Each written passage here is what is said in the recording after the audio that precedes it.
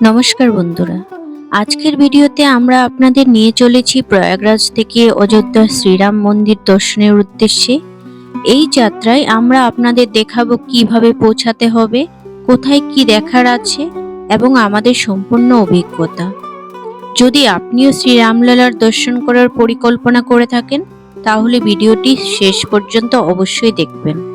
প্রথমে আমরা কুম্ভ স্নান সম্পন্ন করে ভোলেনাথের আশীর্বাদ নিয়ে রওনা হলাম অযোধ্যা ধাম শ্রী রামলালার দর্শনের উদ্দেশ্যে। প্রয়াগরাজ থেকে অযোধ্যার জন্য সরাসরি কোনো বাস পরিষেবা নেই, তাই আমাদেরকে প্রথমে সিভিল লাইন বাস স্ট্যান্ড পৌঁছাতে হলো, সেখান থেকে ফাফামো বাস স্ট্যান্ড যেতে হলো, তারপর সেখান থেকে আমরা সরাসরি অযোধ্যার বাস পেয়ে গেলাম। ভালো খবর হলো ওই রুটে 24 ঘন্টা বাস পরিষেবা পাওয়া যায়।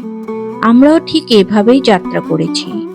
অযোধ্যা বাস স্ট্যান্ডের আশেপাশে থাকার জন্য ভালো হোটেল নেই, তাই আপনাকে অটো বা টোটো নিয়ে শহরের মধ্যে হোটেল খুঁজতে হবে।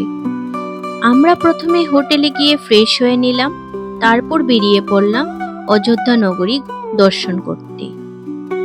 আমাদের প্রথম দিনের পরিকল্পনা ছিল সূর্যঘাটের সন্ধ্যা আরতি দেখা, তাই আমরা পৌঁছালাম লতা মঙ্গেশকর চক।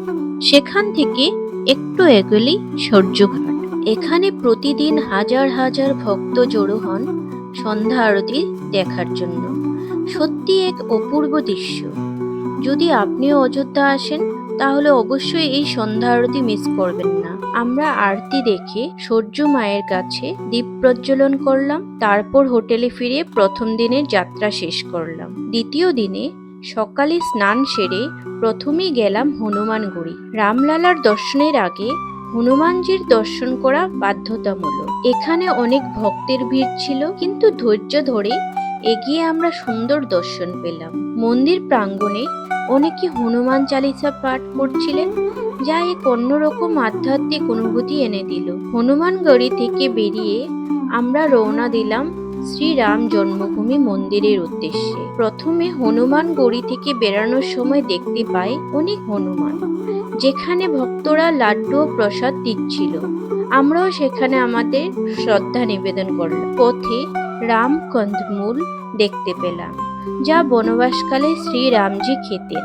স্থানীয় এক বৃদ্ধা এটি বিক্রি করছিলেন, আমরা তার কাছ থেকে এটি সম্পর্কে জানলাম। রাম মন্দিরে পৌঁছে মোবাইল ও ব্যাগ আর অন্যান্য ইলেকট্রনিক্স সামগ্রী লকারে জমা দিতে হয়। তারপর হাজার ভক্তের সঙ্গে ভক্তি ও আনন্দ পরিপূর্ণ মনে আমরা এগিয়ে চললাম রামলালার দর্শনের উদ্দেশ্যে।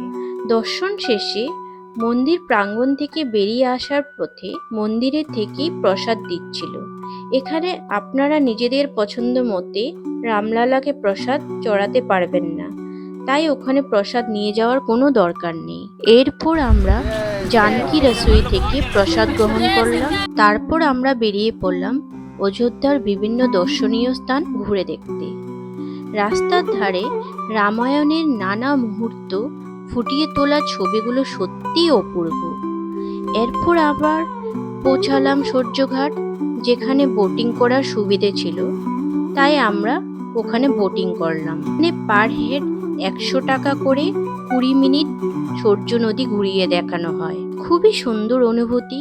তারপর এইভাবে করে ঘুরে ঘুরে আমাদের অযোধ্যা ধাম জার্নি কমপ্লিট হলো। এইভাবে আমাদের অযোধ্যা ধাম ভ্রমণ সম্পূর্ণ হলো। সত্যি এক অসাধারণ ও আধ্যাত্মিক অভিজ্ঞতা। অযোধ্যা এখন খুবই পরিষ্কার ও সুগঠিত শহর, যা আপনাকে এক অনন্য অনুভূতি দেবে। যদি কখনো অযোধ্যা যাওয়ার পরিকল্পনা করেন, তাহলে এই গাইডলাইন আপনার খুব কাজে আসবে। প্রয়াগরাজ থেকে অযোধ্যার জন্য বা অযোধ্যা থেকে প্রয়াগরাজের জন্য এখানে 24 ঘন্টা বাস পরিষেবা রয়েছে, তাই রেল টিকিট কনফার্ম না হলেও চিন্তার কিছু নেই। বন্ধুরা, যদি এই ভিডিওটি ভালো লেগে থাকে, তাহলে লাইক করুন এবং চ্যানেলটিকে সাবস্ক্রাইব করে আমাদের পাশে থাকুন। এমন আরো সুন্দর যাত্রার ভিডিও নিয়ে আমরা আপনাদের কাছে আসব। ধন্যবাদ। জয় শ্রীরাম।